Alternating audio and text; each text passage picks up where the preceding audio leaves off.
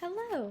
If you have been in search of a resource that will allow you to offer your students a variety of studying methods and that is free and will ultimately expand their knowledge in a fun and engaging way, Quizlet is for you. So today I'm going to show you how to navigate Quizlet and how to use some of the tools as a teacher in a way to best serve your students in your own classrooms.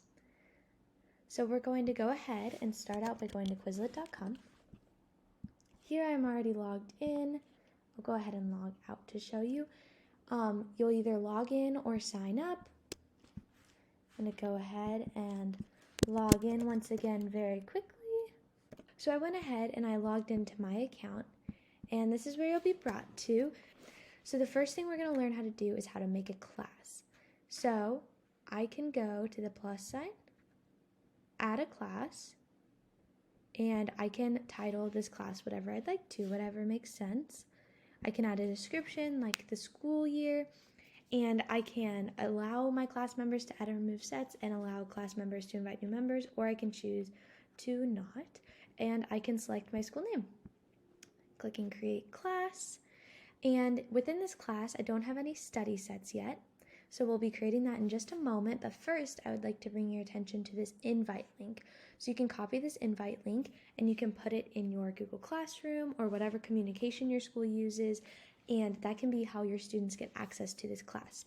So you can either invite your students using this invite link and put it on your Google Classroom or your other communication device, or if your students are members on the site, you can invite them by putting in their Quizlet usernames or emails in this area by clicking on the Add Members button.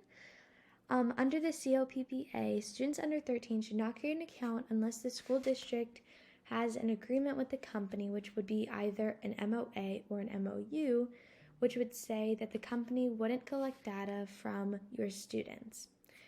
If your students are under 13 and your school district does not have an agreement, your students should not be making an account. But that's okay, because if you send them the invite link, I believe that they can access the site as a guest, but they may have limited options as for using the resources.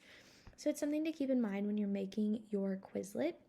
So if they have accounts, add them as members. If they don't, send the invite link, and that's all there is to it. We're going to add a study set. So create a new study set. Let's say I want to do one about poetry. I can add a description if I'd like, or my course name if that helps.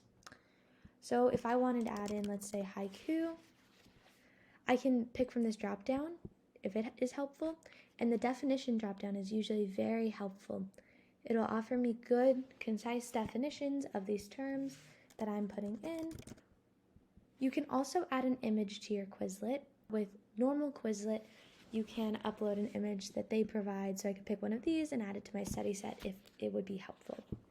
So now I'm going to click Create. It offers a multitude of different ways that students can use this to study. There are flashcards, which is pretty traditional. And Haiku. the flashcards can read to them, which helps for accessibility's sake. Students can do Learn, which helps them, especially if they don't know the material very well at all yet. Match, they can match terms and definitions, and they can even race each other within a class.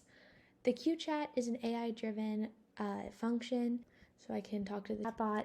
I could say, what is a haiku?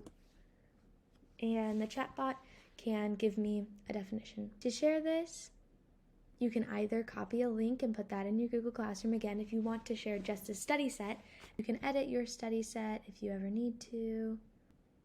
And so say I want to use somebody else's study set about poetry.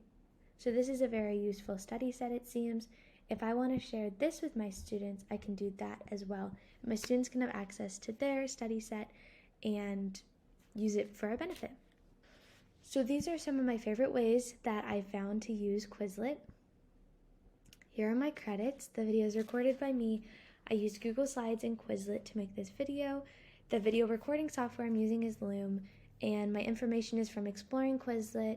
Anise McLean helped me understand the COPPA regulations. Thank you so much.